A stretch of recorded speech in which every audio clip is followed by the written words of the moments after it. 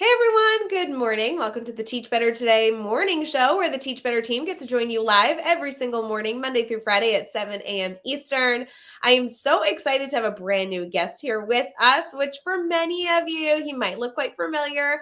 But if you have not connected with our brand new guest, this will definitely be one that you will not want to miss. We are currently streaming on Facebook, YouTube, Twitter, Twitch, and LinkedIn. And then, of course, it becomes an episode on Teach Better Talk podcast. So we'll be right back.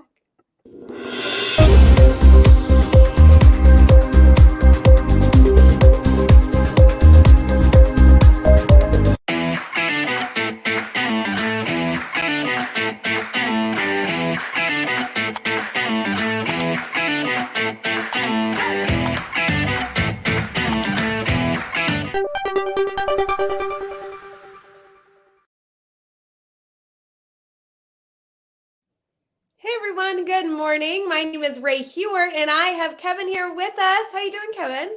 I'm great. Thanks for having me on the show this morning. Good morning, everyone. Good morning. Yes, it's going to be a good one. Kevin, I know that you have so much to share on today's show. Before we get too far in, I'd love to have you share a little bit about yourself, what you do in education, all that good stuff. Absolutely. So this is my 26 year in education. I do have experience at the elementary, the middle school, the high school, principal, assistant principal, classroom teacher, instructional coach, and I was even a high school football coach here in the great state of Texas for 10 years. So I always tell people, when you look at my DNA, D stands for discipline. When you look at my RNA, R stands for relationships. And so I happen to be on the first campus in the entire state of Texas to pilot a restorative practices whole campus approach back in 2012. So we piloted that for 3 years. I looped up with my kids, kind of a dad of discipline figure for them. And then the University of Texas had the Institute of Restorative Justice and Restorative Dialogue kind of codify our implementation. And then after 3 years of implementation, Texas Education Agency came in and said, wow, we've seen a lot of success. We want to take this across the great state of Texas. We need a voice. And they kind of lured me. I always tell people, they gave me an opportunity to get in consulting and started working for TEA, traveled across the state of Texas, did all 20 service centers, trained 1,000 administrators for TEA, co-authored a book, Restorative Discipline Practices, and really kind of jumped into work from there. Wow, it sounds like you have not only been able to do so much, but are currently doing so much to serve our students and serve our teachers. How does it feel being in this new role? It's been 9 years now. I feel like I'm finally getting my feet planted now and understanding a little bit more about how to support schools from the outside in instead of the inside out. Is how I kind of phrase it. I would tell you, I think traveling across the country, we've trained about 30,000 educators since 2015. So we've gone to over 200 districts across the country. And I think that's been the most impressive part about is learning the dynamics of different educational systems. So different states, unions, non-unions, support, not support, budgets, not budgets. So you try to learn to go through the dynamics of those differentiation parts. And that has probably been the most intriguing part about learning this part of the business. So many good things here to explore. For many of our educators, they'll be very familiar with restorative practices, but for some educators, maybe they're new to the field or they use different jargon. Would you mind sharing a little bit about the mission, the work that kind of brings? Absolutely. So, it's crazy because in the state of Texas, when we first piloted this, they chose restorative discipline. And I always tell people restorative discipline, restorative justice, restorative practices, they all have their own little kind of connotations of each other. But at the end of the day, fundamentals are all about realistically restoring and repairing harm, allowing us students to move forward. I really took out of this work, to be very direct, was accountability. I think where I was missing more than anything else was I was on a campus where when we piloted that, we led the district with 1,149 types of suspension. And being an old school football coach disciplinarian, I just thought my job was to change students' behavior by applying the discipline consequences that we had always done. And I think what restorative taught me is it allowed the process and the conversations to slow down, to start to get to the root cause.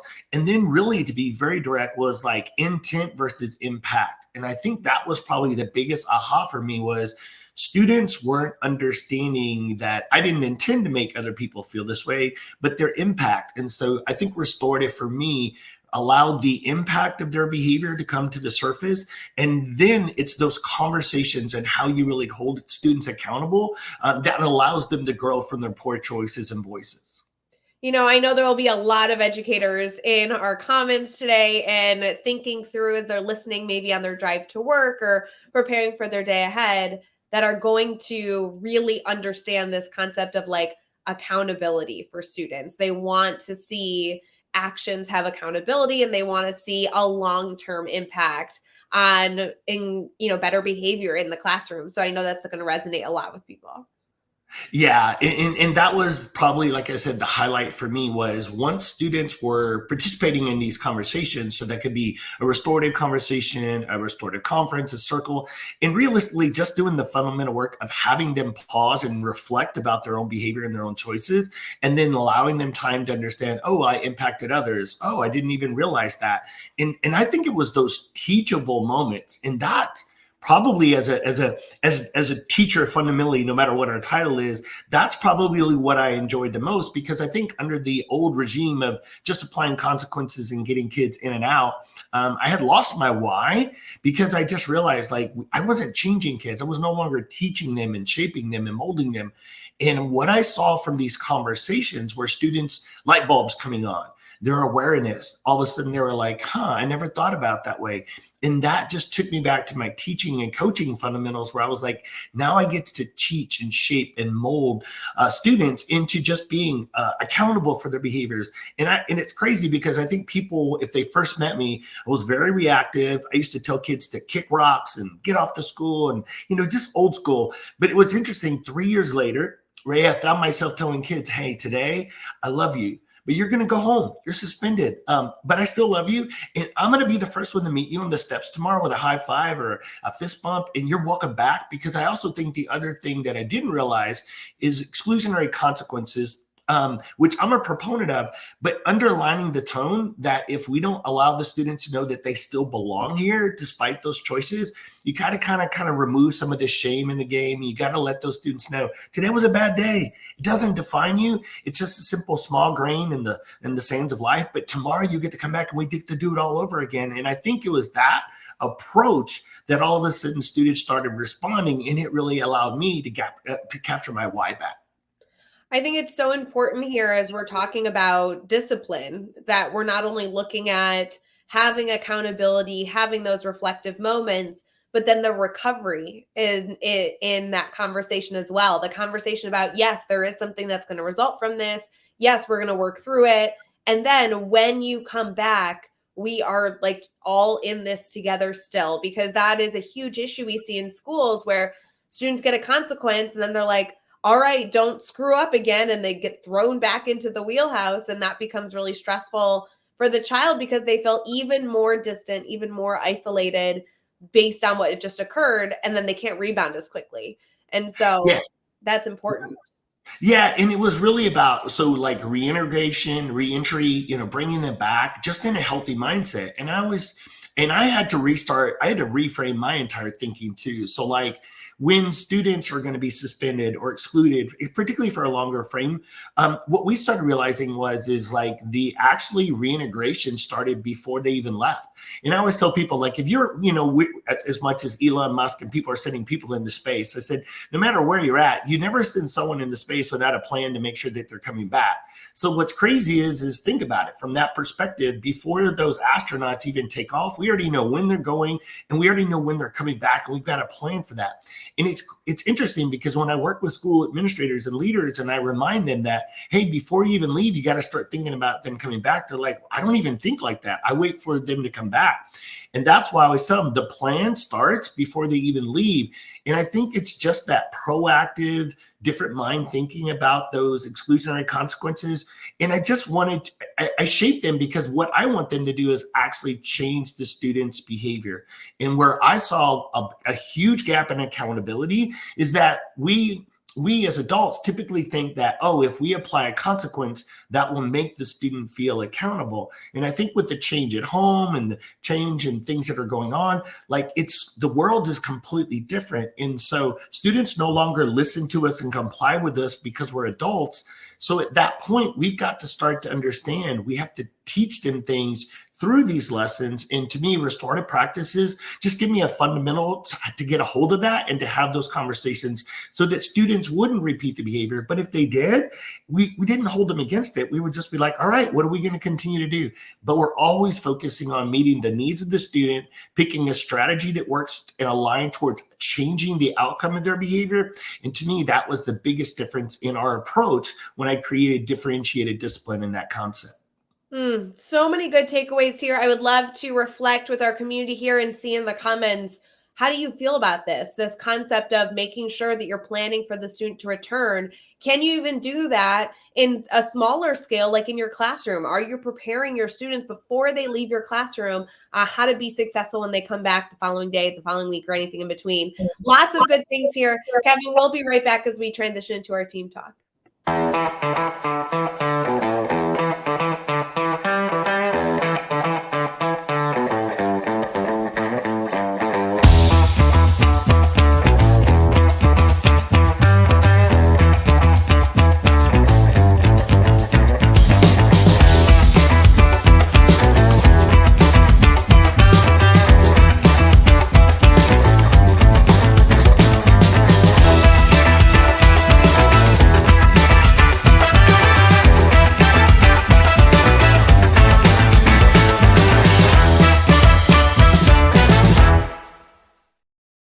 Hey friends, thanks for sticking with us here on the Teach Better Today morning show. We are continuing our conversation here with Kevin in our Team Talk segment, which is when we like to get into the nitty gritty. And this episode has already been full of different ideas on how we can be better to serve our students.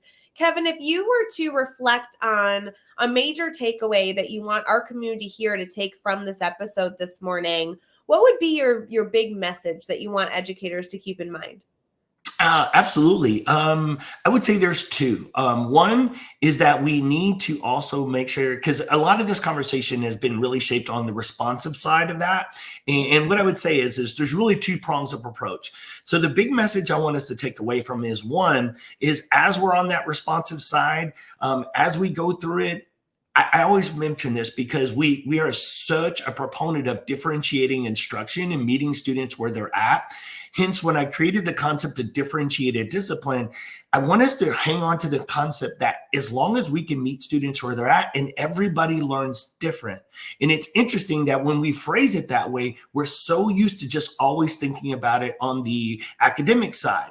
But what's interesting is all students respond different. So therefore, sometimes an exclusionary consequence or like in a suspension may not get the student to respond. So that means we've got to go further outside the box, because to me, when a student doesn't know how to read or convert a fraction, we don't give up on them. We're like, oh, okay, we're going to go to another strategy. We're going to find some other initiative. We're going to find something to help that student be successful. So this is why I push administrators and those deans that are supporting behavior and discipline on the campuses to remember, we've got to really try to figure out to where the student, we got to meet the student where they're at.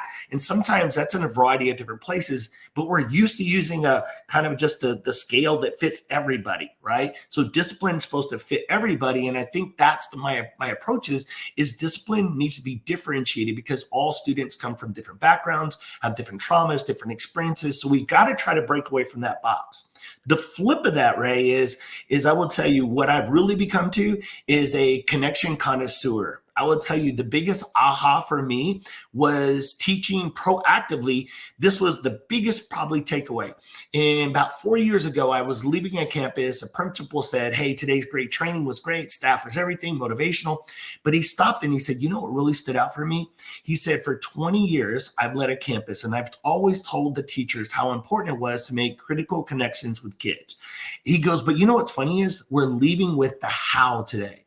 And it was crazy, Rae. I didn't even realize through this restorative practices journey, I had always done everything in community building and circles and everything that was so powerful. But what I started noticing is that circles sometimes, and I say this with all the love and respect, can be like the elephant of restorative practices. It can be really big overwhelming, take up a lot of time and space, and all of those things, to be very direct, fight against what teachers are already working against. So to me, I developed 4 tools that take less than 2 minutes called the Connection Driven Classroom, where we have the Teacher Connection Toolkit. And these tools, particularly at the secondary, I taught integrated physics, biology, chemistry, speech. So at the secondary level, being very more content heavy, a lot more association of accountability, I started realizing that if we could teach teachers how to connect with kids.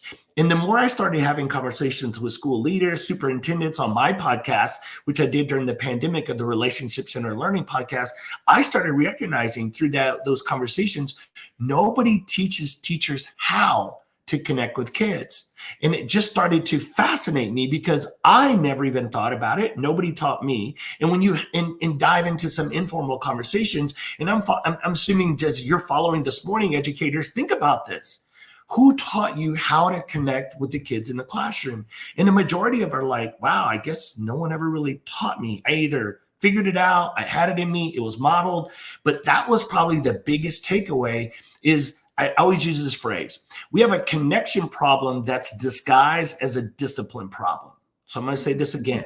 We have a connection problem that's disguised as a discipline problem.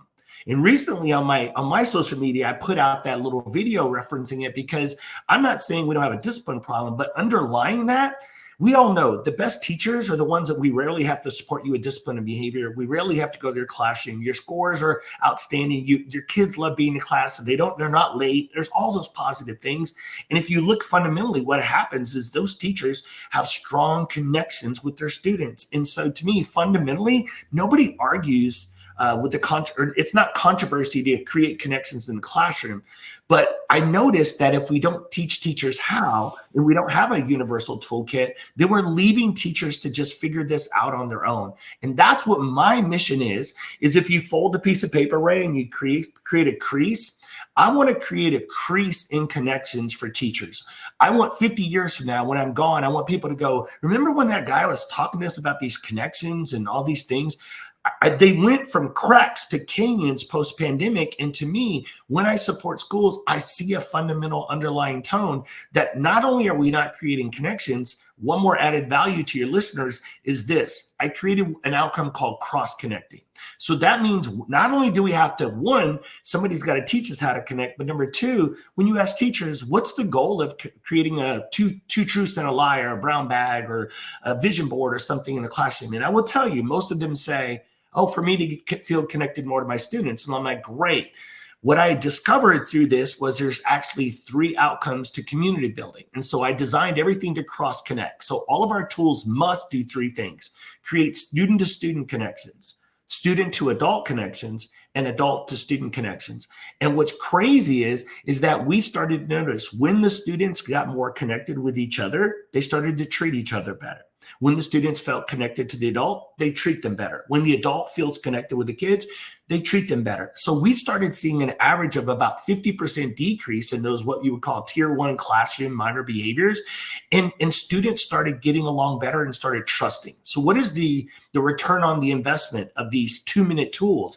Because if you build these micro frequencies of connections, you're not having to spend long times pulling away from instruction. You do them as the fundamentals of routines and relationships. And then realistically, you start seeing the payoff because trust, communication, and community starts to build. So what starts to decrease? Those off-task behaviors, non-compliant, disrespectful. And even when those do occur, we're able to reconnect because we had a connection to begin with. And I think that's fundamentally some of the biggest ahas that I've taken away from this work. So many good takeaways here, Kevin. People are going to jump at these resources. Do you mind sharing how our community can stay connected with you after this episode so that they can go learn about the skills that you've been able to highlight here and go connect with you to learn even more than I know you have? Absolutely. So our website is just ddiscipline.com. Very simple. Just put a D in front of the discipline. That gets you that differentiation. All of our social media is differentiated discipline. You're able to follow us, able to listen to our messages. We offer trainings throughout the entire year when we don't go to the school. So this summer, we're actually offering a trainer of trainer for the first time ever. We're actually taking the connection-driven classroom. So those proactive tools that I was just talking about, we've recognized that a lot of school districts are going to in-house professional learning and development. They're trying to save money. So to us, the best thing is try to, just like we said, meet schools where they're at. They're like, hey, I wish we could afford this, or hey, we don't have a lot of budget, but we can have one or two people that are rock stars. And so to me, creating this trainer is going to allow this model to multiply so that teachers and administrators and other professional development leaders can take this concept, take it back to the school district, train your own staff, because this is such a valuable need. But at the end, I think sometimes budget, timing, constraint, everything that gets in the way of that, I want to try to remove those barriers and meet educators where they're at. So you can find us at all of those places. And that training is actually this summer in Austin, Texas. So if you're looking for an excuse to come to Austin, Texas, hey, June is going to be a great opportunity. It's not July, so it's not too hot.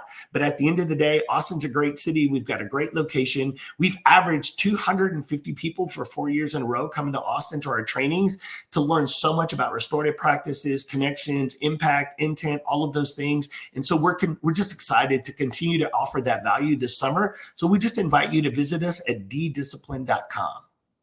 Man, that sounds like an epic opportunity, and I would love to come to Austin, Texas. So sign me up. Friends, if you are excited to learn more, please go check out everything that Kevin is doing. And we want to celebrate him as a part of our Teach Better family. So continue to follow him and share your insight. Kevin, thank you so much for coming on the show this morning and sharing so many good things for people to be able to reach their students better. I really appreciate it. Thanks, Rae. Thanks for having me. I appreciate it.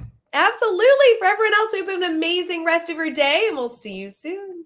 Hey, Teach Better community. Thank you so much for joining the Teach Better Today morning show every single weekday at 7 a.m. Eastern. We have so many resources for you outside of this live stream at teachbetter.com, including blogs, podcasts, and professional development that will bring our team to your school. Wherever you are listening from this morning, please make sure you are sharing and celebrating the incredible educators in this world. And hey, if you are listening over on a podcast to Teach Better Talk, we would love a 5-star review. The comments are always so entertaining. We'll see you tomorrow.